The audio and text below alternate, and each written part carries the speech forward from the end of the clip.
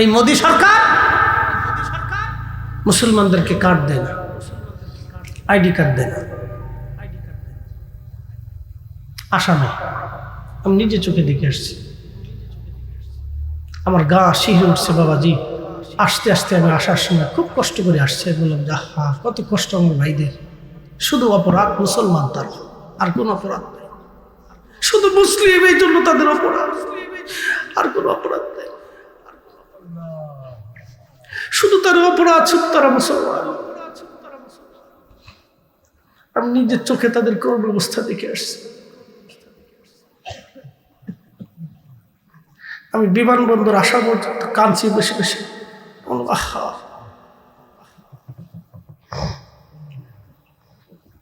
তাদের দারিদ্রতা দেখলে আপনি কষ্ট পাবেন যে মানুষ এত দরিদ্র হইতে পারে।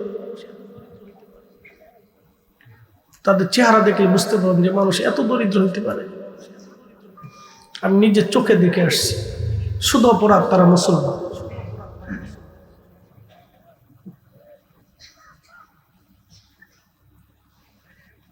পৃথিবীর অন্য কোন দেশে এরকম নাই। আল্লাহু আকবার। আমাদের পার্শ্ববর্তী দেশে এরকম অবস্থা। আল্লাহর নবীর সাহাবীরা শুধু কালেমা পড়ার কারণে, সাহাবীরা শুধু কালেমা পড়ার কারণে সাহাবীদেরকে সেই দিন মারা হয়েছিল, পিটানো হয়েছিল। হযরত বেলাল রাদিয়াল্লাহু আনহুকে মারা হয়েছিল। আমি এবছর হজে ছিলাম, প্রচন্ড গরমে হিট স্ট্রোকে আমার চোখের সামনে দুই হাজী মৃত্যুবরণ করল। আমার চোখের সামনে আরাফাতের মাঠে প্রচন্ড গরম, সহ্য করতে না পারে হাজী চোখের সামনে মারা গেল। বন্ধু প্রচন্ড গরমে মরুভূমির ভিতরে নিয়ে আশিক রাসূল হযরত বেলালকে হাত পা গুলি বেঁধে বুকের উপরে পাথর চাপা দিয়ে কাফেররা চলে যাইত। বেলালের জবান থেকে একটা আওয়াজ আসতো, আহাদ আহাদ আহাদ, আল্লাহ এক, আল্লাহ এক, আল্লাহ এক, আল্লাহ এক, আল্লাহ এক। শুধু জবান থেকে একটা আওয়াজ, আহাদ আহাদ, আল্লাহ এক, আল্লাহ এক, শুধু আল্লাহ এক, আল্লাহ এক আওয়াজ, একটা আওয়াজ। হযরত বেলালের জীবনের শেষ মুহূর্ত পর্যন্ত বেলাল এইভাবে কেঁদেছেন, অজ্ঞান হয়ে যাইতেন, আবার হুঁশ ফিরে আসতো। এইভাবে দিনের পর দিন, মাসের পর মাস অত্যাচার করতে করতে করতে করতে বেলালের পিঠের চামড়াগুলো উঠিয়ে ফেলে দেওয়া হলো। শুধু অপরাধ, কালেমা পড়ার কারণে অপরাধ একটা, সে মুসলমান। অপরাধ শুধু সে মুসলমান। কোম্পানিগঞ্জবাসী খুব মনোযোগ দিবেন, কিন্তু বেলালের ঈমানের কাছে কাফেররা হার মেনে গেল। নিজের জীবনের সবকিছু দিয়ে বেলাল নিজের কলিজার ভিতরে কালেমাকে ধারণ করে রাখলো। হযরত আবু বকর অনেক অর্থ দিয়ে বেলালকে কিনে আজাদ করে দিলেন। নবীজি মদিনা চলে গেলেন, আযান প্রবর্তন হলো, আশহাদু আল্লা ইলাহা ইল্লাল্লাহ, আশহাদু আন্না মুহাম্মাদার রাসূলুল্লাহ।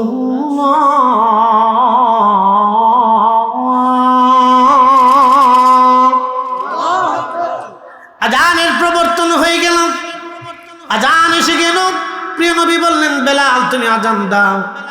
এখনো মসজিদে নববীতে বেলালের সেই আযানের জায়গাটা এখনো নির্বাচিত আছে। একটা ছোট্ট ছাদের মতো করে, এই যে আপনারা দেখেন স্টেজের উপরে যেমন একটা ছাদ, এমন একটা ছাদ এখনো আছে বেলালের আযানের জায়গা।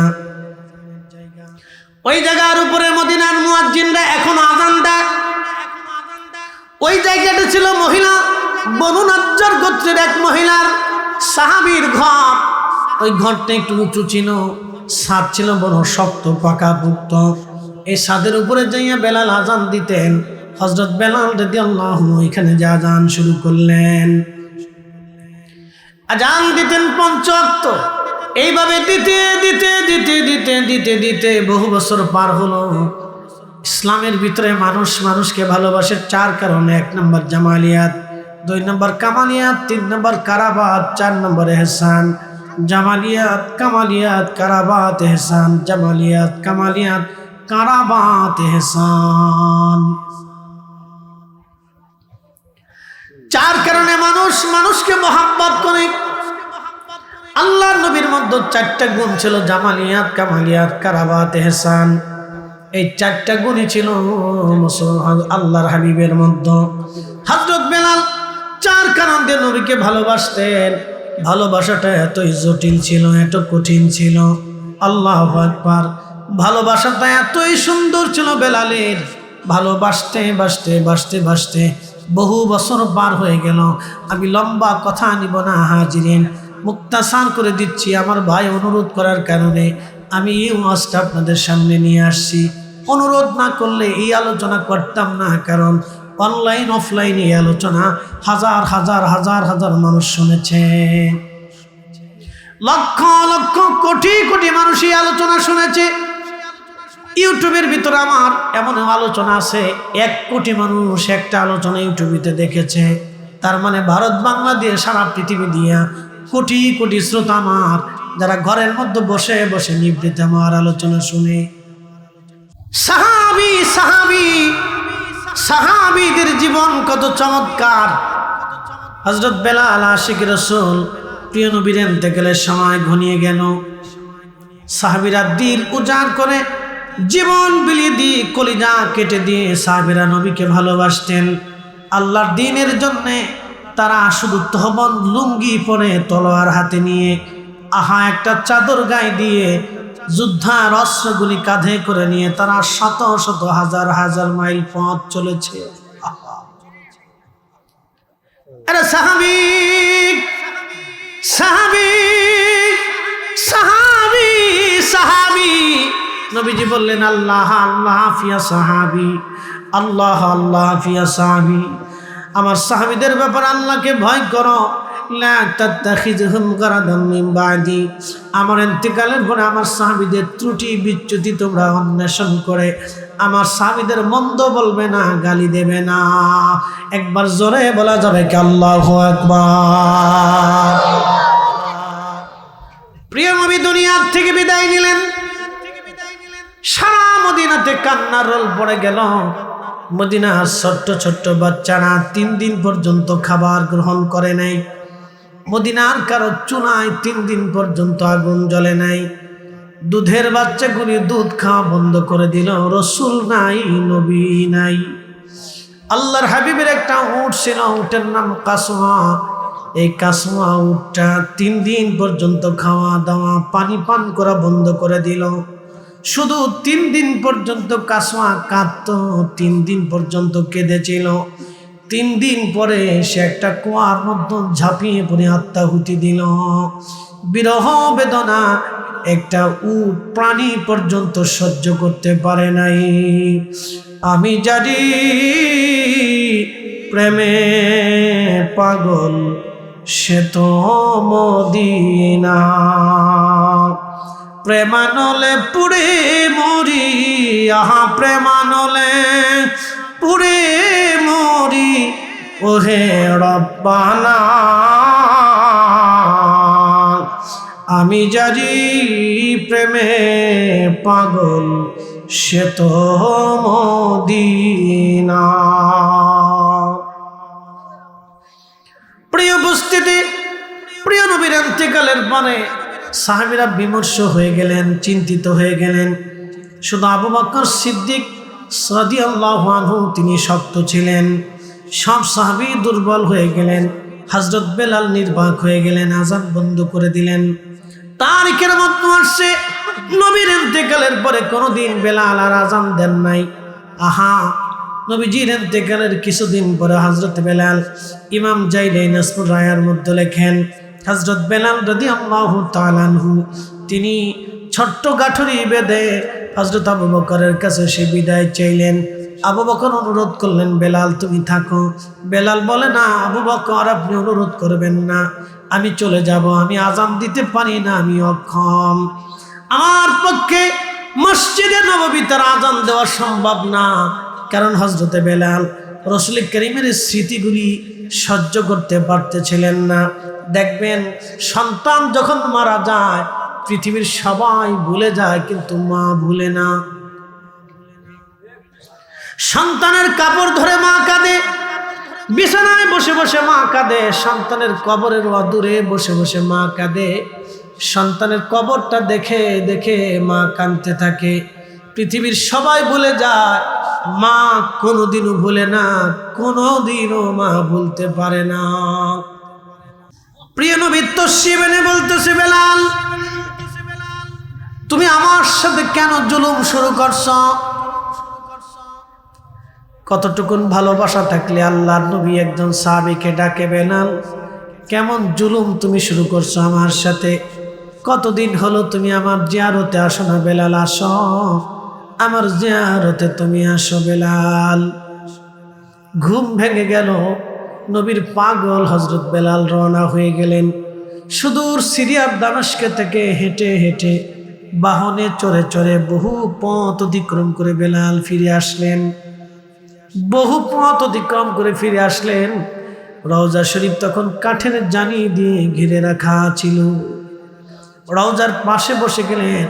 ইমাম সুবকিয়া শিফাউ সাকামে লেখেন, হযরত বেলাল ওই কাঠের গ্রিলের সঙ্গে, অর্থাৎ ওই যে জালির সঙ্গে মাথা ঠেকায়া দিয়ে বেলাল কাঁদতেছিলেন গুন গুন করে। হুজুর গোলামকে আসতে বলেছিলেন, গোলাম আপনার কদম মুবারকে হাজির হয়ে গেছে, আপনি আসতে বলেছেন ইয়া রাসূলুল্লাহ, আমি আসছি। গোলামকে স্বপ্নে আসতে বলেছিলেন, আমি আপনার কদম মুবারকে আসছি। নতুন মুয়াজ্জিন এসে দেখলো রাসূলের মুয়াজ্জিন বসে বসে কাঁদে। তখনই বললেন সাহাবীরা, নতুন মুয়াজ্জিন আসছে, নবীর মুয়াজ্জিন বেলাল ফিরে আসছে। সব সাহাবী ঘর থেকে বের হয়ে দৌড়ে আসছে। এসে দেখে নবীর মুয়াজ্জিনের রাসূল হযরত বেলাল বসে বসে কান্না করে। সাহাবীরা ভিড় করলেন, দামি দামি সাহাবীরা বলল, বেলাল তুমি কতদিন মসজিদে নববীতে আযান দেও না? রাসূলের সেই স্মৃতি বিজড়িত জায়গা, তুমি দাঁড়াও, একটা বার আজকে আযান শোনায় যাও। সাহাবীরা অনুরোধ করার পরও বেলাল বলে, না হে সাহাবীরা, আমার পক্ষে সম্ভব না, আমি পারবো না। সাহাবীরা রে, নবীজির ইন্তেকালের পরে আমি কখনো আযান দেই নাই, আমার পক্ষে আর সম্ভব না, আমাকে অনুরোধ করো না, আমি পারবো না। আযান দিলে নবী আসতো, এখন আযান দিলে বলো কে আমার আযানে নামাজ পড়াইতে আসবে বলো, আমার দ্বারা সম্ভব না। সাহাবীরা বললেন, হাসান হুসেনকে ডেকে আনা হোক।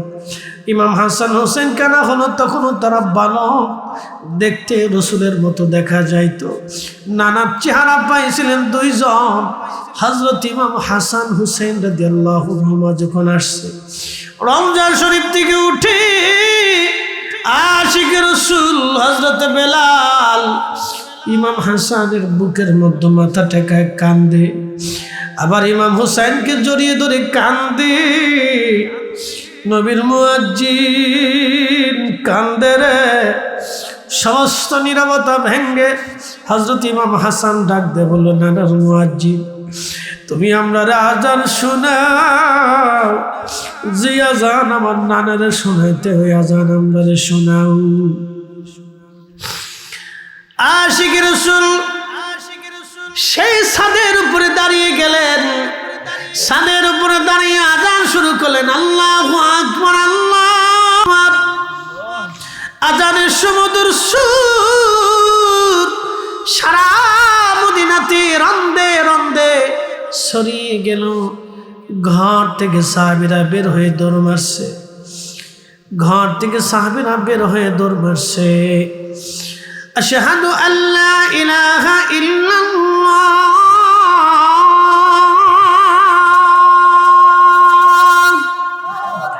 সমস্ত মহিলা সাহাবীরা বাচ্চা কাচ্চা নিয়ে ঘর থেকে বেরিয়ে রওজা শরীফের দিকে দৌড়ায় দৌড়ায় আসে।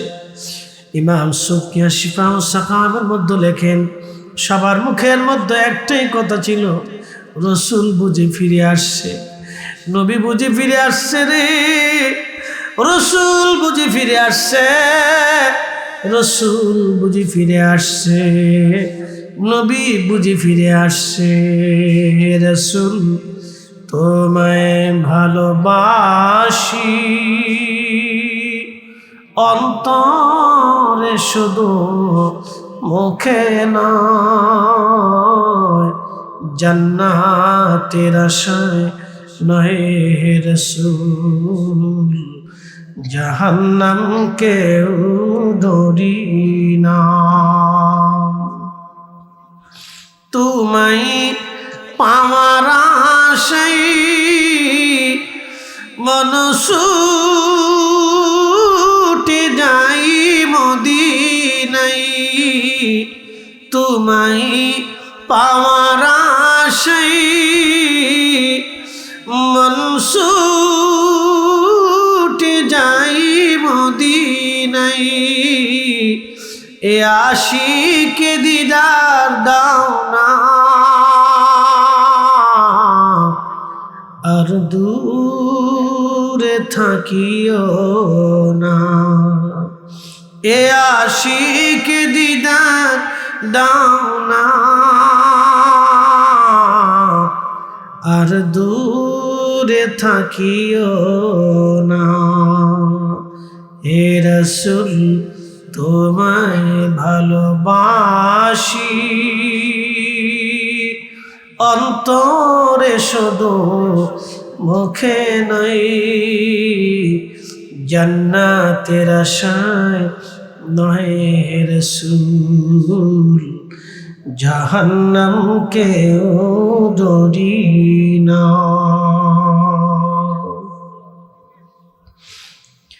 আশহাদু আন্না মুহাম্মাদার রাসূলুল্লাহ।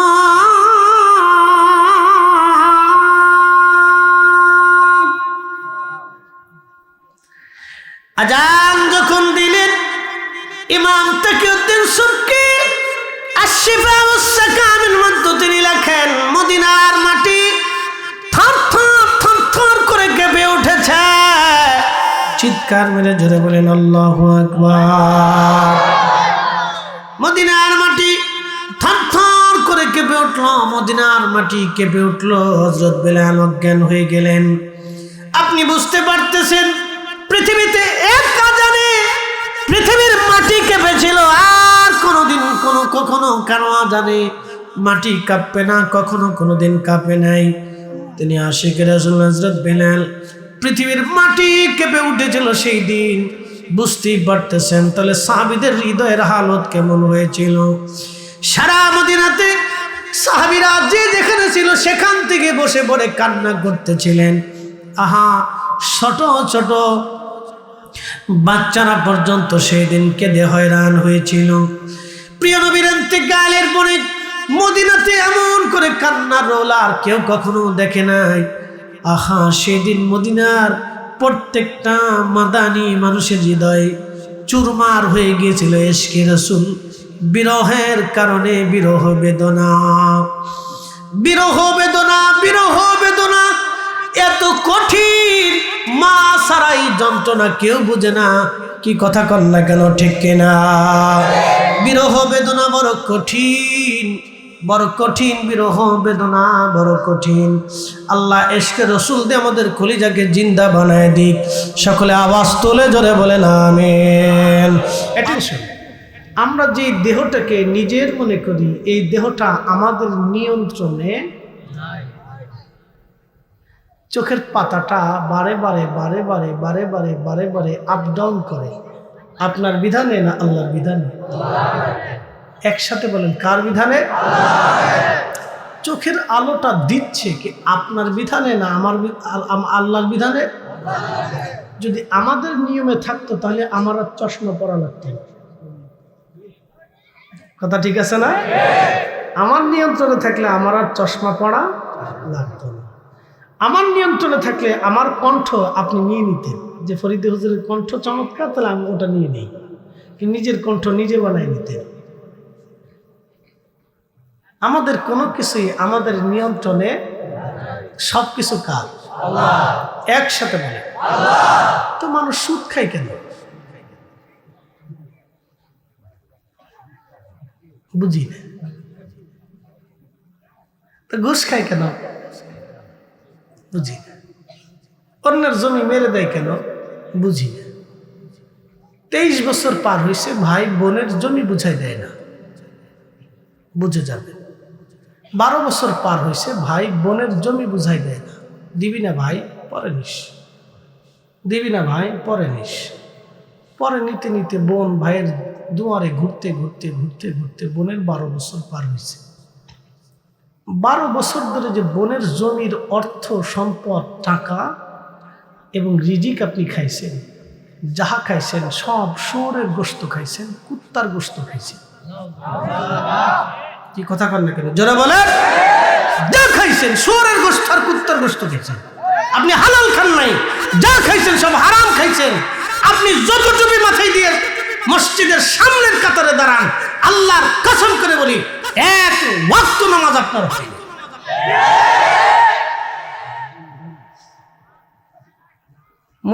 মুসলমান কি জিনিস বুঝে যাওয়াটা জরুরি।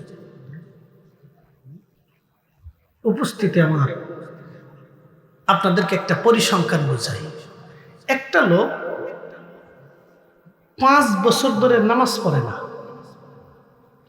আর আরেকটা লোক 5 বছরে এক ওয়াক্ত নামাজ ছাড়ে না।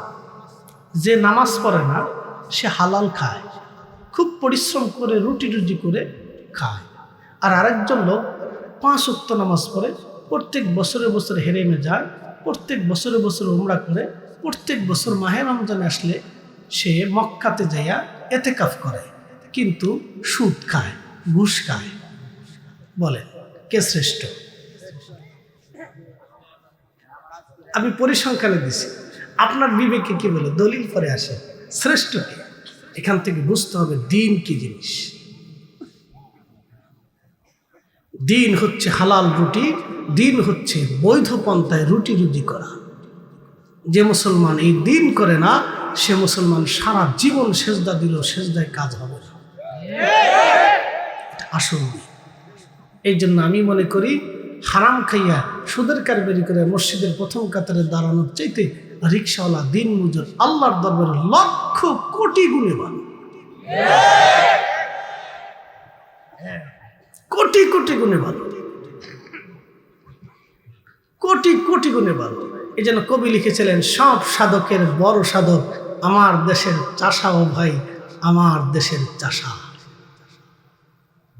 কিন্তু দুঃখের বিষয়, কৃষক যখন ডিসি অফিসে যায়, কৃষককে 1 পয়সাও ডিসি সাহেব মূল্য দেয় না, অথচ এই কৃষকের ঘাম ঝরানো পরিশ্রম দিয়ে আজকে ডিসি হয়েছে, ডিসির সম্মান হয়েছে, ডিসির ইজ্জত হয়েছে, ডিসির 4 পয়সাও সমাজে মূল্য নাই। কথা বলতে, অথচ আমার দেশের সিস্টেম উল্টা।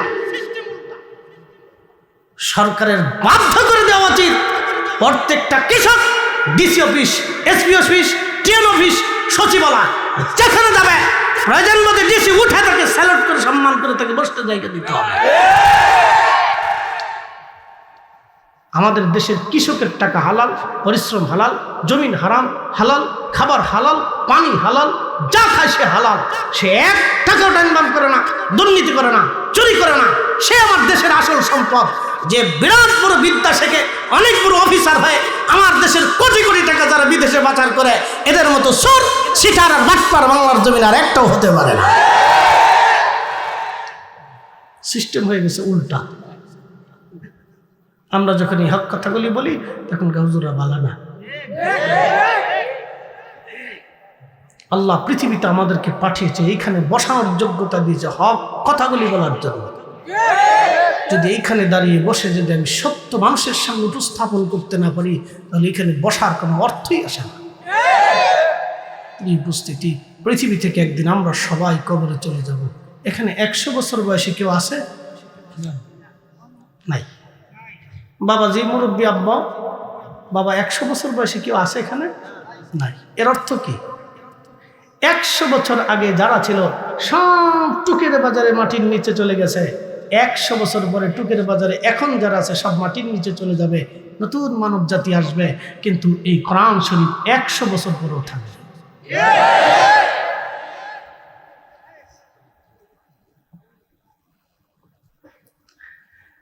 الذي خلق الموت والحياة ليبلوكم أيكم أحسن عملا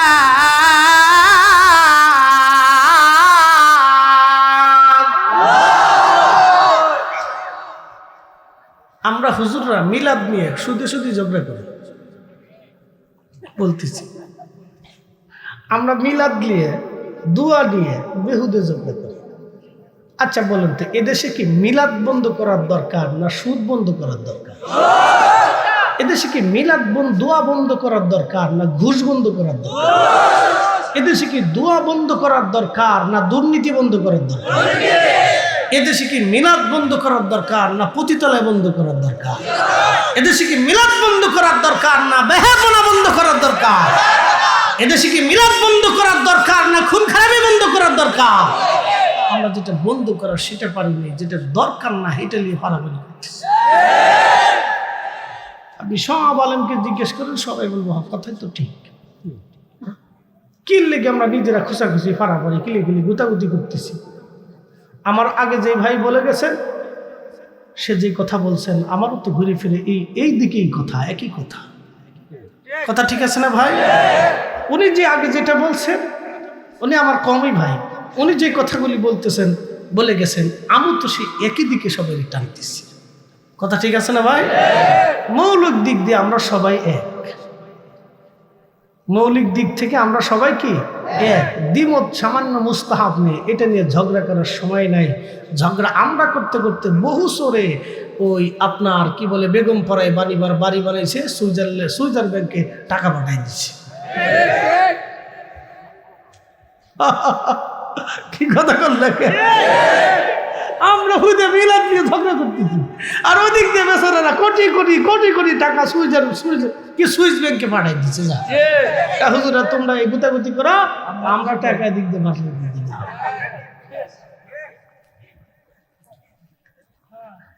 আমরা যদি সব আলেম বুঝতাম, এক কাতারে বসতাম, যার যার কাজ শেষে করুক, কারো মিলাদুন্নবী করার দরকার করুক। কি কথা ঠিক আছে না ভাই? কারো কোরআন খতম দেওয়ার দরকার দিক। এটি নিয়ে ঝগড়া না করে যদি আমরা মূলের কাজে, আসল কাজে ঐক্যবদ্ধ হইতে পারতাম, তাহলে আমাদের দেশটা সোনার দেশে পরিণত হয়ে যেত। রাত্রিবেলা দোকান খুলে মানুষ ঘুমাইতে পারত, দোকান খুলে ঘুমাইতে পারত। আপনার মেয়েটা রাত 10টার সময় রাস্তা দিয়ে হেঁটে গেলেও কেউ জিজ্ঞাসাও করতো না, ডরে যে আপনি কে যান, দাঁড়ান। কি কথা বল না কেন? ডরে জিজ্ঞাসা করতো না। মেয়েকে জিজ্ঞেস করতো ডরের কথা, ও নিজেই থরথর করে কাঁপতো, তাই সর্বনাশ, কোন বিপদে পড়ে যাব। বুঝতে পারছে? তা আমরা মূলের কাজে নেই। সময় এখন বর্ষাকাল, হরিণ চাটে বাঘের দাঁত, ব্যাঙে দেওয়া সাপের দাঁত। বুঝতে পারছেন? কি কইতাম? যেটা নিয়ে ঝগড়া করার দরকার না সেটা নিয়ে ঝগড়া করতেছি, যেটা বন্ধ করার দরকার সেটা নিয়ে আমরা ঐক্যবদ্ধ হতে পারতেছি। প্রিয় উপস্থিতি, খুবই মনোযোগের সাথে কথাগুলি শুনবেন। আপনাদেরকে সামান্য মুক্তাসার সময় আপনাদেরকে একটু ধারণা দিয়ে গেলাম। প্রিয় উপস্থিতি, কথাগুলি ভালো করে বুঝে যাবেন বাবাজি। আমরা সবাই একদিন কবরে চলে যাব, দুনিয়ায় কেউ আমরা থাকবো না, সব মাটির নিচে। আল্লাহর দরবারে সবাইকে একদিন ফিরে চলে যেতে হবে, আল্লাহর দরবারে ফিরে চলে যেতে হবে।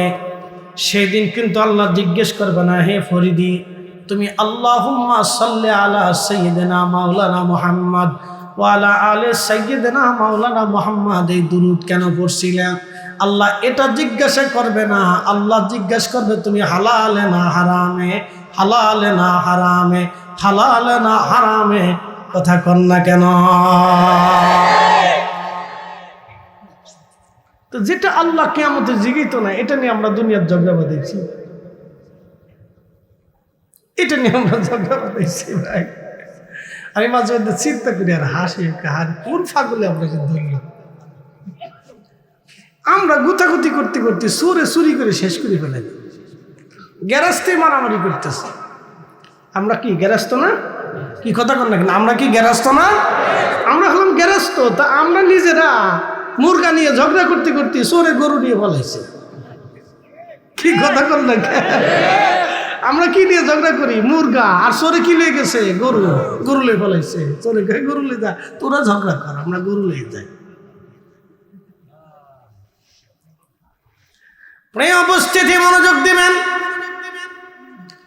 আমরা মুসলমান হতে হলে আল্লাহ কোরআনে বললেন আসলামতু লিরাব্বিল আলামিন। মুসলমান তাকে বলে যিনার সবকিছু আল্লাহর জন্য হয়ে যাবে তিনি মুসলমান। যিনার সবকিছু আল্লাহর জন্য হবে তিনি মুসলমান। যিনার সবকিছু আল্লাহর জন্য হবে তিনি মুসলমান। কথা ঠিক কিনা? প্রিয় উপস্থিতি, খুব মনোযোগের সাথে কথাগুলি শুনবেন। বাবাজি আমার, কোন ভাষায় কথা বললে যা আমরা বুঝবো জানি না।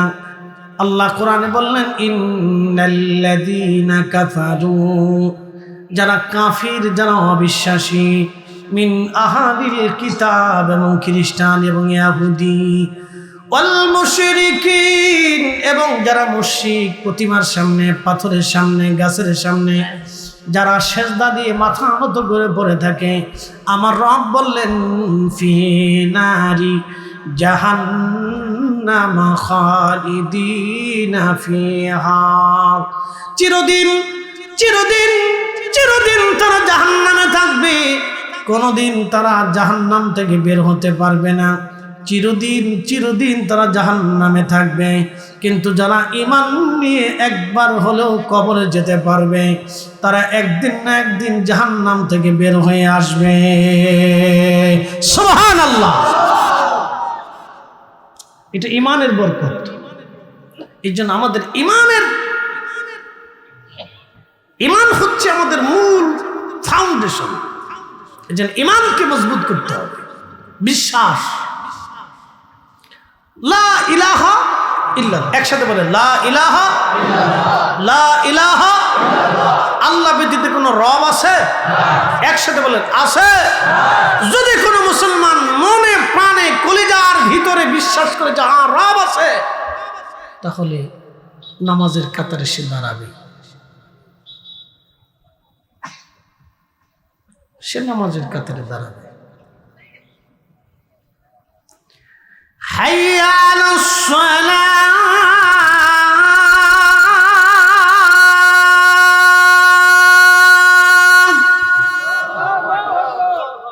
কল্যাণ, সলাতের দিকে আসো, সলাতের দিকে আসো। এখন সলাতের দিকে ডাকতেছে মুয়াজ্জিন। ডাক্তার তো মুয়াজ্জিনের না, ডাক্তার তো আমার আল্লাহ। কেউ যদি বিশ্বাস করে হ্যাঁ আমি রবের সামনে দাঁড়াইতে হবে, তাহলে সে সলাতে দাঁড়াই যাবে। যেই ফিরের মরিদ নামাজে দাঁড়াইতে হবে। আটটুসির মরিদ হইলে কি নামাজ বাদ যাইব না? কি কর মাফসাব আছে নাকি? গাউসে পাকের মরিদ হলে কি নামাজ টামাজ পড়াটা লাগতো না? আমাদের দেশে একদল আছে, কুন্ডা মোষ, কুন্ডা দাড়ি হাঁটা, নিজেও কুইতারে না। 7 দিন পর্যন্ত গোসল টোসল করে না, শরীর থেকে পাড়ার বন্ধ করে। এটাকে আমরা সাহসুবি, সাহসুবি, শতান কোথাকার। এটাই যদি সাহসুবি হয় তো শয়তান কেনা? কি কথা কন না কেন? কিসের সাহস? আল্লাহ রাসূল জীবনের শেষ নিঃশ্বাস পর্যন্ত সালাত প্রতিষ্ঠিত করেছে, নামাজের কাতারে দাঁড়িয়েছে, সালাতে দাঁড়িয়েছে, সাহাবায়ে কিরামকে হাতে কলমে নামাজ শিক্ষা দিয়েছে, জিহাদের ময়দানে নিয়েছে, রোজা শিক্ষা দিয়েছে, হজ শিক্ষা দিয়েছে, দ্বীন শিখিয়ে গেছেন। অতএব শরীয়তের বাইরে, ইসলামের শরীয়ত জিন্দেগির বাইরে কোনো মারফত হতে পারে না। কেউ যদি বলে শরীয়তের বাইরে মারফত, মিথ্যা কথা, সে মুসলমানই হতে পারে না। কথা বলে ঠিক কিনা? কিসের মুসলমান? একদল আছে নামাজ জীবনের মতো একবার পড়লেই চল। আচ্ছা বলেন তো, নামাজ যে অস্বীকার করে সে মুসলমান থাকে? নামাজ অস্বীকার করা মূলত আল্লাহর কোরআনকে অস্বীকার করা। কোরআনকে অস্বীকার করা মূলত আল্লাহকে অস্বীকার করা। কথা ঠিক আছে না? যে নামাজকে অস্বীকার করবে, রোজাকে অস্বীকার করবে, সে মূলত মুসলমান থাকে না, সে কাফের হয়ে যায়। আমার দিকে তাকান, আমার মাথায় একটা পাগড়ি আছে না ভাই? পাগড়ি। এখন আপনি পাগড়ি মাথায় দেন বা না দেন সেটা আপনার ইচ্ছা। আমি দিছি, আপনারা দেন নাই। এখন আপনি দেন বা না দেন সেটা আপনার ইচ্ছা। দিলেও দিতে পারেন, না দিলেও নাও দিতে পারেন। কিন্তু যদি আপনি বলেন যে ইসলামে কোনো পাগড়ি নেই, তখন আপনি আর মুসলমান নাই। কারণ রসুলের একটা সুন্নতকে আপনি অস্বীকার করছেন। নবীর একটা সুন্নতকে অস্বীকার করা মানে রসুল অস্বীকার করা, আর রসুল অস্বীকার করা মানে সে আর মুসলমান নাই, সে কাফের হয়ে গেছে। এই কোরআনে আল্লাহ বলে দিলেন, قل إن كنتم تحبون الله فاتبعوني يحببكم الله।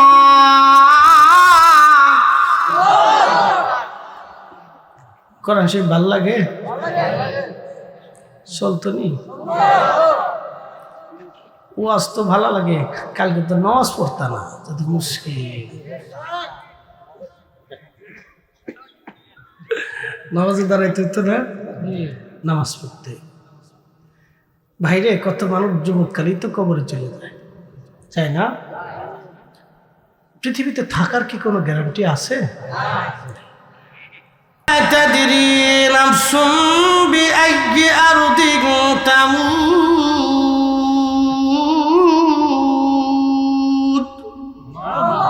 মানুষ কোথায় কোন জায়গায় মারা যাবে কেউ বলতে পারে না।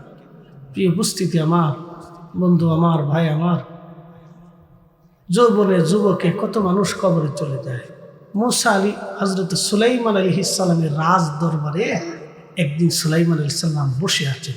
ইমাম আহমদ ইবনে হাম্বল কিতাবুজ জুহুদের মধ্যে একটা ঘটনা লিখছেন। তো এমন সময় আজরাইল আলাইহিস সালাম আসছে। আপনাদের সাথে আজরাইলের কোনোদিন দেখা সাক্ষাৎ হয়েছেনি? যেদিন হইব সেদিন বুঝবেন যে হ্যাঁ হ্যাঁ শেষ। আমও যাইব, চালাও যাইব। তো আজরাইল আলাইহিস সালাম আইসা এক যুবকের দিকে তীক্ষ্ণ নজরে তাকাইছে। যেখানে বর্তমানে গাজা যুদ্ধ হচ্ছে না, এই গাজার আগে নাম ছিল আসকালা, তারও আগে নাম ফিলিস্তিন, কি নাম পূর্বচন প্রাচীনে কি ছিলেন জানি না। সুলাইমান আলাইহিস সালামের রাজদরবারটা বাইতুল আকসাকে কেন্দ্র করে গাজা সমুদ্রবর্তী এলাকা দিয়ে বিরাট বড় রাজদরবার ছিল। এক পাশে মানুষ মন্ত্রী বসত, আর এক পাশে জিন মন্ত্রী বসত। 350 মানুষ মন্ত্রী, 350 জিন মন্ত্রী।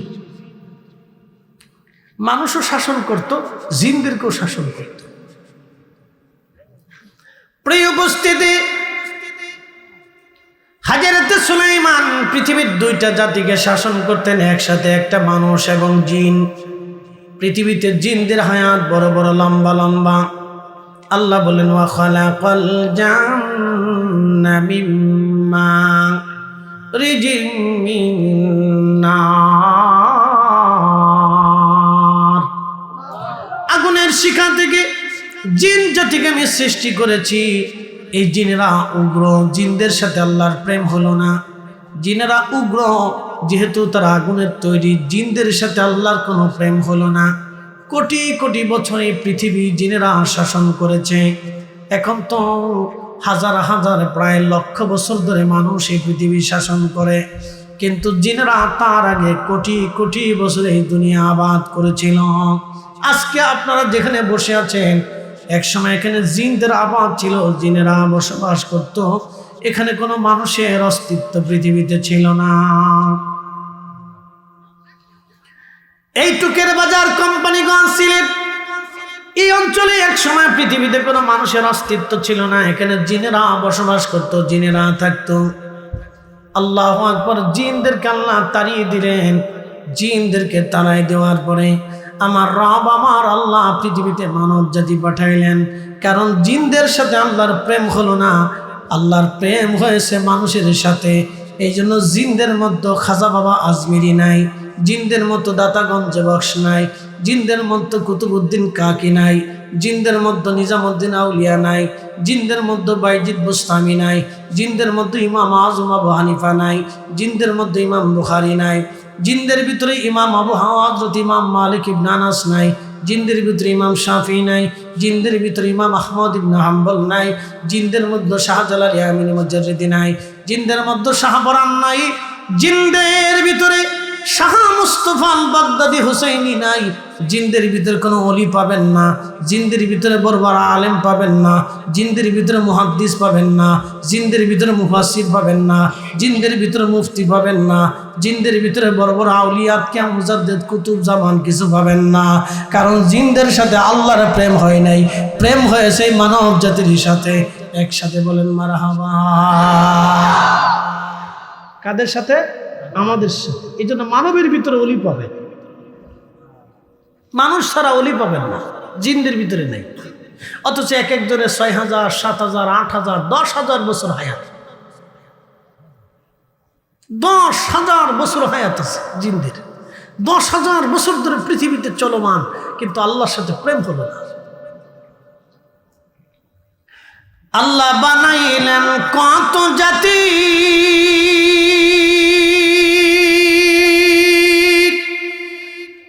হইল না তার প্রেম প্রীতি,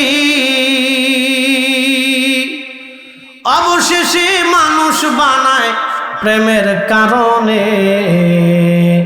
প্রেমের ডোরি বান্ধরে মদিনার শনে, হায়রে প্রেমের ডোরি বান্ধরে মদিনার শনে। ঠিক কিনা? জিনদের সাথে আল্লাহর প্রেম হয়, ফেরেশতাদের সাথে হয়নি। বলে এটা কি তা কয়? হ্যাঁ, ফেরেশতারা কোটি কোটি বছর পৃথিবীতে আল্লাহর ইবাদত করলো, কোটি কোটি কোটি কোটি বছর আল্লাহর ইবাদত করলো, ফেরেশতাদের সাথে আল্লাহর প্রীতি হয় নাই। ফেরেশতারা বলল, ইয়া রাব্বি, মানব জাতিকে এত মর্যাদা কেন দিলা? আল্লাহ ডাক দেখে ফেরেশতারা ওদের নেগেটিভ দিলাম, পজিটিভ দিলাম, কাম দিলাম, ক্রোধ দিলাম, লোভ দিলাম, মোহ দিলাম, কামনা বাসনা, রিয়া, আশা আকাঙ্ক্ষা, যাতনা, দুঃখ বেদনা, সুখ দুঃখ, ক্ষুধা যন্ত্রণা,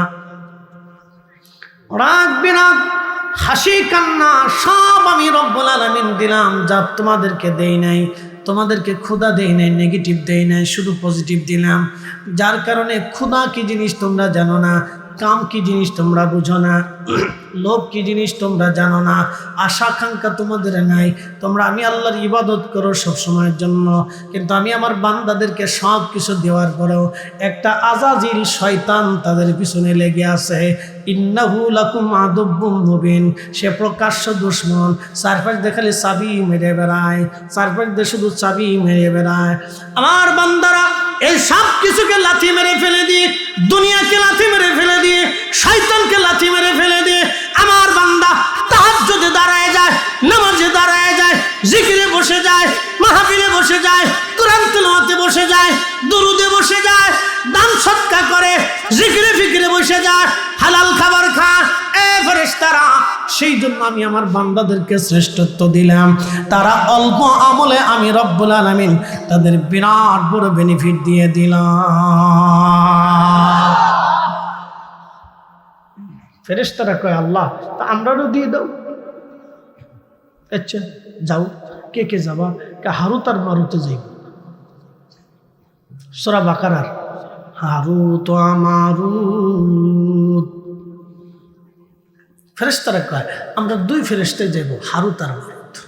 আল্লাহ তুমি মানুষের গুণাবলী তাদের মধ্যে দিয়ে দাও, দেখবা হেরা পরীক্ষায় পাস করবে। আল্লাহ কাছে ঠিক আছে, পড়াও। আল্লাহ জানে না? কথা কর না কেন? জানে না? জানে না যে ভ্লাদিমির পুতিন আল্লাহকে মানত না? ভ্লাদিমির পুতিনের ব্যাপারে আল্লাহ জানে না? এটা রাশিয়ার প্রেসিডেন্ট জো বাইডেন, এটা সারা পৃথিবীর শয়তানি করবো, যুদ্ধ বাঁধাইবো, অশান্তি করবো, বিশৃঙ্খলা করবো, আল্লাহ জানে না? এই জন্য হেতারে জো বাইডেন বানিয়ে দিচ্ছে। আল্লাহ জানে, কিন্তু আমারও তো জো বাইডেন বানায় নাই, আমার আল্লাহ এখানে বসাইছে। আল্লাহ জানে যে এই রুহটা আমি আল্লাহর গোলামি করবে, সেই জন্য আল্লাহ গোলামির জন্য বসাইছে। আল্লাহ আপনারা জানে যে এইখানে বসে আপনি আল্লাহর গোলামি করবেন, এই জন্য আল্লাহ আপনারা এইখানে বসাইছে। কথা বল না কেন?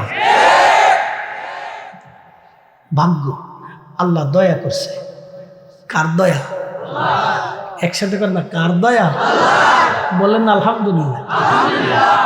অনেকে সারাদিন পরিশ্রম করে 500 টাকা রুজি করেন, আছে না ভাই? এটা চিন্তা করে, আহা, আমি যদি প্রত্যেক দিন 5 লক্ষ টাকা রুজি করতে পারতাম। আপনার আল্লাহ দেয়নি। কেন দেয়নি? 5 লক্ষ টাকা রুজি করলে আপনি হয়তো ওই টাকা দিয়ে পতিতলায় যাইতেন, বেডি না চাইতেন, ওই টাকা দিয়ে হারাম কারখানা বানাইতেন। আল্লাহ আপনারে না দিয়ে গরিবত্বের ভিতরে রেখে আল্লাহ আপনারে হেফাজত করছে। আল্লাহ ধনীদের 500 বছর আগে আপনার জান্নাতে নেওয়ার জন্য আল্লাহ আপনাদের গরিব বানাইছে। শুকরিয়া আদায় করে বলেন আল্লাহু আকবার। দয়া কার? দয়া কার? শুকর আদায় করবেন। সুখে থাকেন, দুঃখে থাকেন, যেখানেই থাকেন, যে অবস্থায় থাকেন, আলহামদুলিল্লাহ আল্লাহ ভালো রাখছে। আমরা অনেকে দাওয়াত দেয়, খুব ভালো মন্দ ইন্তজাম করে, সব জায়গায় ভালো হয় তা না, কোথাও খুদু মিলেরই থাকে। তাকে হুজুর এই মনে কিছু করেন না, রান্না বান্না করতে পারিনি, সেই ঝামেলা দূরদূরি পাড়া করিতে টাইম পাওয়া গেছে, আমি একটি বিরাট বড় সমস্যা আছে, দুনিয়ার মানুষ খেয়ে খেয়ে চলে গেছে, আপনার লেগে নাই। আমি মুসকে আসি দেখে আলহামদুলিল্লাহ, আল্লাহ আমার বরাতে ওই পর্যন্ত রাখছে, আপনি যতই ফাড়াফাড়ি করেন খাওয়াইতে পারতেন না। আল্লাহ যাহা রাখছে তাহাকে আলহামদুলিল্লাহ খাইছে লিবানা, বরাতে রাখছে আল্লাহ। ওইটা যারা এই দেশের কোটি কোটি টাকা চুরি করল, ভালো করে বুঝে, ব্যাংকে টাকা আছে, সুইজারল্যান্ড ব্যাংকে টাকা আছে, বিদেশে টাকা আছে, দুবাইতে টাকা আছে, কিন্তু মরার আগে খাইয়ে যাইতে পারতো না। কি কথা কর না কেন? ফ্যাটের ভিতরে তো আর 3 মাসের ফ্যাট না যে প্রত্যেক দিন 110 মণ করে খাইব। কি কথা কর না কেন? আল্লাহ একটা নির্দিষ্ট সীমানা দিয়ে দিছে, এর বেশি খাওয়ার কোনো সুযোগ নাই। হাজার হাজার কোটি টাকা থাকবে কিন্তু খাইতে পারতো না। কি কথা কর না কেন? আল্লাহ সিদ্ধান্তের বাহিরে একটা দানা, ভাতের দানা বেশি খেতে পারবে? একসাথে বলেন পারবে? অবশ্যই না। যদি বিশ্বাস করে থাকে মুসলমান, তাহলে অন্যায়ভাবে, অবৈধভাবে 1 টাকাও রুজি রুটি করবেন না, 1 টাকাও করবেন। যাহা অতিরিক্ত করবেন তাহার জন্য কিয়ামতের ময়দানে আপনাকে বিরাট প্রস্থান উপস্থিত হবে। আপনি মনে করেন যে 1 টাকা বেশি রুটি রুজি করছেন, একবার বেহুদে করছেন, ওটা আপনি করেন নাই, বরং জাহান্নাম কিনে নিয়ে আসছেন। কোনো প্রয়োজন নাই। বুঝবান ব্যক্তি যারা, তারা অন্যায়ভাবে টাকা রুজি করে না। মুসলমান খুব মনোযোগ দিবেন। হারুত আর মারুতকে পাঠানো হলো, মানবীয় গুণাবলী দেওয়ার পরে তারা দুনিয়াতে আসছে, দুনিয়াতে বিচরণ শুরু করলো। জমানাতে জোহরা নামক এক সুন্দরী বেডি ছিল, খুব সুন্দরী, চমৎকার সুন্দরী মহিলা, কাফের এই মহিলা। এই সুন্দরী বেডিরে দেখে হারুত আর মারুত পাগল হয়ে গেছে।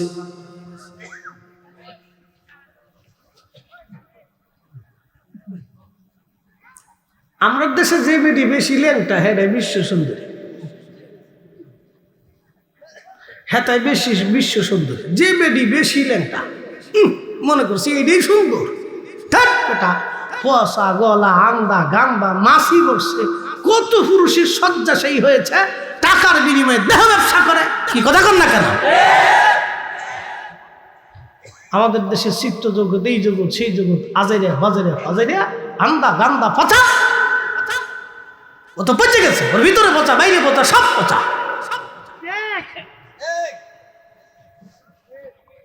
পুরুষ পোলাপান হেঁটে দেখে, হ্যাঁ হ্যাঁ সুন্দর রে, সুন্দর রে। হ্যাঁ যুবক, আপনাদেরকে বলতেছি একটা কথা মনে রাখবেন সারা জিন্দগির জন্য। আপনার স্ত্রী যদি কালো হয়, সে যদি সতী হয়, মনে রাখবেন সেই আপনার জীবনের সবচেয়ে বিশ্বস্ত সঙ্গী। আপনার স্ত্রী যদি অসতী হয়ে থাকে আর সে যদি সাধারণ সুন্দরী হয়ে থাকে, তাহলে মনে রাখবেন সে আপনার জীবনে অবিশ্বাস্য, মানে আপনার অবিশ্বাসী জীবনের সঙ্গী, সে আপনার জীবনের কেউ না। আপনি আন্দা গান্দা পচা জীবনে পেয়ে গেছেন। আল্লাহর দরবারে শুকরিয়া আদায় করবেন, খালি সুন্দর তালাশ করবেন না। পর্দানিসীন বুজুর্গ নামাজি পরহেজগার লাজুক মহিলা দেখে বিয়ে করার চেষ্টা করবেন। আল্লাহ তৌফিক দিক, সকলে বলেন আমিন। আজারে বাজারে ফাজারে এগুলি বিয়ে করবেন না। এগুলি কপাল আসলে মনে করেন যে কপালের উপরে ঠাডা পড়ছে, ঠাডা। এখন তো ঠিক করে কালকে তো সিনেমা যা দেখবেন।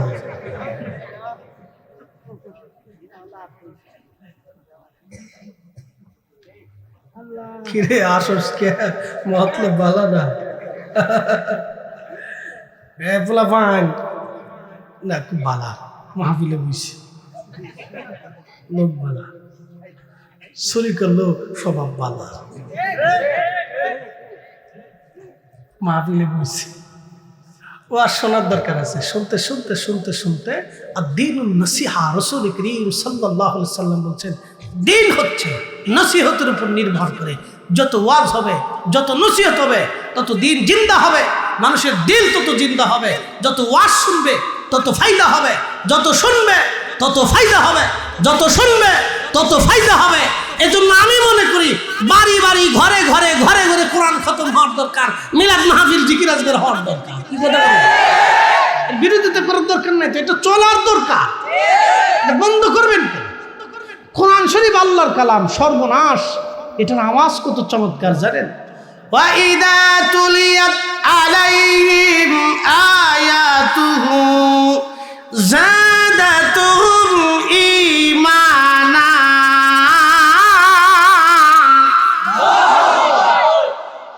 এটার আয়াত আওয়াজ যখন কানে লাগে তখন এটা কান পর্যন্ত থাকে না, এটা কালবের মধ্যে ধাক্কা দেয়। কোথায় ধাক্কা দেয়? কালবের মধ্যে ধাক্কা দেয়। তখন ইমানদারের ইমান বাড়তে থাকে, বাড়তে থাকে, বাড়তে থাকে। এই জন্য এটার আওয়াজ প্রত্যেকটা মুসলমানের ঘরে ঘরে হওয়া উচিত। আমরা বন্ধ করে দিয়ে সর্বনাশ করছি। প্রিয় উপস্থিতি, জোহরা নামক ওই সুন্দরী মহিলার সৌন্দর্যে হারুত আর মারুত আকৃষ্ট হয়ে গেল। প্রস্তাব দিল জানা করবে। মহিলা বলল, হারুত মারুত জানা করতে পারো, কিন্তু শর্ত হলো তোমাদেরকে কুফরি করা লাগবে, আল্লাহকে অস্বীকার করা লাগবে। হারুত মারুত বলল, না তা হবে না। যদি তা না করো তাহলে একটা বালক হত্যা করতে হবে এবং মদ পান করতে হবে। তো বললো তা পারবো। তারা বালক হত্যা করলো, মদপান করলো, মদপান করলো, বালক হত্যা করলো, ওই নারীর সাথে জেনা করলো। আমার রব ডাক দিয়ে বলেন, হারুত আর মারুত, আমি আল্লাহ পাক, আমি আল্লাহর জায়গা পাক, অতএব তোমরা আর কখনো আসমানে ফিরে আসতে পারবে না। তোমরা নাপাকি করেছো, নাপাক হয়ে গেছ। শেষ। বলে, হারুত মারুত, তোমরা কি দুনিয়া চাও না আখেরাত চাও? বলি, ইয়া রাব্বি, আমরা আখেরাত চাই, আমাদের দুনিয়ার কোনো প্রয়োজন নাই। তোমরা দুনিয়াতে শাস্তি চাও না আখেরাতে চাও? বলি, ইয়া রাব, দুনিয়াতে শাস্তি নিয়ে দাও, হাসরের ময়দানে আমরা মাফ করে দাও। আল্লাহ বলেন, তাহলে কিয়ামত পর্যন্ত পৃথিবীতে শাস্তি পেতে থাকবা, কিয়ামত পর্যন্ত শাস্তি ভোগ করতে থাকবা, তোমরা আর কখনো আসমানে ফিরতে পারবা না। এই জন্য ফেরেশতারাও ফেল খাইলো। ফেরেশতাদের সাথে আল্লাহর প্রেম হয় নাই, আল্লাহর প্রেম হয়েছে খাজা আজমিরির সাথে, শাহজালাল ইয়ামানি মুজাদ্দিদের সাথে, আউলিয়া ইকরামের সাথে, উলামা ইকরাম বুজুর্গানে দ্বীনের সাথে আল্লাহর প্রেম হয়ে গেল। তারা নিবৃত্তি নির্জনে সারা রাত আল্লাহ জিকির ফিকির ইবাদত করলো। আমাদের মাযহাবের ইমাম আবু হানিফা রাহমাতুল্লাহি আলাইহি এশারও যদি একটানা 40 বছর ধরে ফজরের নামাজ পড়লেন, তিনি 99 বার আল্লাহর সাথে স্বপ্নে দেখা হয়ে গেল তার। একবার জোরে বলা যাবে কি মারহাবা? তেলের গাড়ি তেলে চলি, হাওয়ার গাড়ি হাওয়ায় উড়ে, বিনা তেলে চালাই গাড়ি নবী সুলাইমান। আমরা সেই মুসলমান, আমরা সেই মুসলমান। মসজিদের জুতা এখনো চুরি করি। হাসিস না, তোরা হাসিস না। আমার মাহফিলের জুতা চুরি করে লেগেছে গা। আমার মনে আছে তখন আমি স্টুডেন্ট। হ্যাজাক লাইট চিনেনি? হ্যাজাক লাইট, হ্যাঁ হ্যাজাক লাইট চিনছেন আপনারা? ফার্ম মেরে মেরে লালা লাগতো। আমি সেই সময় থেকে ওয়াজ করি, তার মানে আজকের বক্তা না। যত চেহারা টাটকা টাটকা দেখতেছেন, বক্তা অনেক আগে।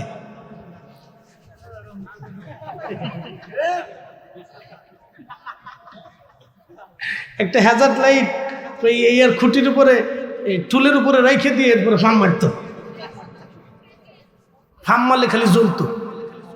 3টে মাইক টানাই দিয়ে ওয়াজ করতাম। বাপরে বাপ, ওয়াজ কারে কয়, থাকরা ফাকরা না, বিরাট ওয়াজ করতাম। তখনকার বক্তা তো তখন ওয়াজ করলে 100 টাকা দিত, 50 টাকা দিত, 30 টাকাও পাইছে। আবার অনেক কমিটি পেয়েছে, হুজুর জানকে পরে দেখা করবার, আর জীবনে দেখা হয়েছে না। চিন্তা করছি কিয়ামতের মধ্যে না হালখাতা দিব, যে আহেন যারা যারা দিতে চাইছিলেন দিয়ে যান। তো খুব বড় যোগ দেন। তখনকার দিনের কথা মনে বললে হাসি আসে আল্লাহ। তো এই ও কষ্ট টাকা দিয়ে বাটার দোকান থেকে 1 জোড়া জুতা কিনছি 1600 টাকা দিয়ে। তো তখনকার দিনে 1600 টাকা কিন্তু বাড়ির কাছে কোথা না। অনেকদিন কষ্ট করে 1 জোড়া জুতা কিনে পাঙ্কুশঙ্কু করিয়ে মাহফিল উঠছি। চিন্তা করলাম ভালো 1 জোড়া জুতা পরছি, জুতা পরে স্টেজে উঠে ওয়াজ নসিহত করে দোয়া খাই করে নিচে নেমে দিয়ে আমার জুতাই নাই। মাইক দিয়ে কই তোর আল্লাহর দোহাই লাগে, আমার জুতা জোড়া দিয়ে যা। আমি বহুত কষ্ট করে আজকে কিনে লুয়েছি। সুরে কে ধর্মের কাহিনী শুনে পর এক মুসল্লিকা, হুজুর আমার এক সিরা জুতা আছে প্লাস্টিকের, আমাকে দেন, তাও বালা। এরপর থেকে আমি দামি জুতা পরি না। যাই দেখেন আমার 600 টাকার এক প্লাস্টিকের স্যান্ডেল, 350 টাকার স্যান্ডেল দিয়ে সারা মক্কা মদিনা হজ উমরা সব করিয়ে কমপ্লিট করে বিমান টিমান দিয়ে চলে আসি। মানুষ গেলে আমার ফার দিক চায় থেকে, হুজুর বালা, গাড়ি বালা, সব বালা, চশমা বালা, হুজুর পোশাক বালা, কিন্তু জুতা এরকম কে? আমি জানি তোর জুতা চুরি করবো, এলে কিছু কম দামের জুতা তোরা যদ্দুর মশাই নিয়ে যা, অসুবিধা নাই। আমার জুতা আজ পর্যন্ত আর চুরি হয় না, এরপর তার দামি জুতা কিনি না। আমরা বাঙালি মুসলমান। হাজিরিন, সময় কম, বেশি লম্বা করবো না, কষ্ট দেব না। দূর থেকে আসছেন ওয়াজ শোনার জন্য। ও মুসলমান, আল্লাহর সাথে প্রেম হলো, মানব জাতির প্রেম হয়েছে, জিনদেরও প্রেম হলো না, কোন জাতির সাথে আল্লাহর মহব্বত হলো না। এই মানবের সাথে আল্লাহর প্রেম হলো কারণ কি? দুনিয়ার সব কিছু থেকে জুদা হয়ে যখন আপনি আল্লাহর জিকিরে ফিকিরে চলে আসবেন, তখনই আল্লাহর সাথে প্রেম হবে। প্রিয় উপস্থিতি, মনোযোগ দেন। আমার আলকাস ভাই বলছে, ভাইজান হযরত বেলালের ওয়াজটা একটু শোনায় যাবেন। আমি জানি এই ওয়াজ করতে করতে আমার জীবন শেষ হয়ে যাইতেছে। সারা দেশে যেখানে দেখে হুজুর একটু বেলালের ওয়াজ করে। আচ্ছা কম তো, এই ওয়াজ মানুষ অনলাইনে শুনছে, সব মজলিসেতে এই ওয়াজটা উঠে না। এটা ইশকের একটা আলোচনা। তারপরও ইশকে রসুল থেকে আপনারা বলে থাকেন, অনেক জায়গা সম্ভব হয় না, তারপরও বলতে হবে আলকাস ভাই দাওয়াত দিছি, খুব মহব্বত করে, মায়া করে। আসলে সে একজন মহব্বতের মানুষ, আমার পীর ভাই। আল্লাহ কবুল করুক। তার হাত সুন্দর, কাজ সুন্দর, কাজ করে ভালো, সবার সাথে মিলেমিশে থাকে, এটাই সুন্দর। সবাইকে দিয়ে বা পৃথিবী, আমাকে দিয়ে শুধু পৃথিবী চলে না। কথা ঠিক আছে না ভাই? সবাইকে দিয়ে দুনিয়া সুন্দর হয়। বাগান সুন্দর করতে হলে সব ফুলের প্রয়োজন হয়, সব ফুল দিয়ে দুনিয়া সুন্দর হয়। এই জন্য অলিদের, যারা অলি ছিলেন, তারা পৃথিবীর সবচেয়ে ব্রড মাইন্ডের অধিকারী ছিলেন। পৃথিবীতে আলেমদের মতানৈক্য দেখবেন, মুস্তাহাব নিয়ে, সুন্নত নিয়ে আলেমদের মতানৈক্য আছে, ফিকহি দৃষ্টিকোণ থেকে মতানৈক্য আছে, কিন্তু আউলিয়া কেরামদের ভিতরে আপনি কোনো মতানৈক্য পাবেন না। খাজা আজমিরি যেরকম, কুতুবউদ্দিন কাকি এরকম, মুজাদ্দিদ আল ফেসানি একই রকম, তারা এক সিলসিলার ছিলেন। ওলি হওয়ার জন্য শর্ত একটা, আল্লাহর গোলামি, রসুলের গোলামি। কথা কন ঠিক কিনা? আল্লাহ রসুলের গোলামি করে ওলি হইতে, কথা ঠিক আছে না ভাই? এটা ব্যতীত ওলি হওয়ার কোনো রাস্তা নাই, এক কথায় শেষ। প্রিয় উপস্থিতি, মনোযোগ দিবেন। ওই যে ভারতে মাঝে মধ্যে মুসলমানদেরকে মারে আর বলে কয় জয় শ্রীরাম বল। তো মুসলমান তো দুর্বল, আমি নিজে চোখে দেখে আসছি। আল্লাহু আকবার।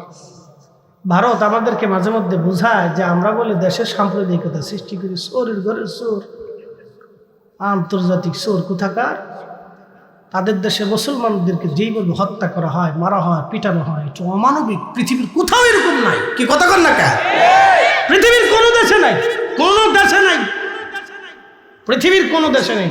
আপনি যদি ইউরোপে যান, ওটা কাট্টা খ্রিস্টান দেশ। আপনি ইটালিতে ঢুকবেন, যে কোনো মূল্যে যদি ঢুকতে পারেন, তা আপনার ওরা খাবার দিবে, বসতে দিবে, থাকতে দিবে, জায়গা দিবে। কি কথা কন না কেন? আপনি ইউরোপে চলে যান, ওরা যে কোনো ভাবে আপনি ঢুকে গেছেন, আপনার ওরা বের করে দিবে। অথচ কাট্টা খ্রিস্টান, ওদের মেয়েরা হাফ প্যান্ট পরে রাস্তা দিয়ে ঘুরে, পুরুষরা হাফ প্যান্ট পরে ঘুরে।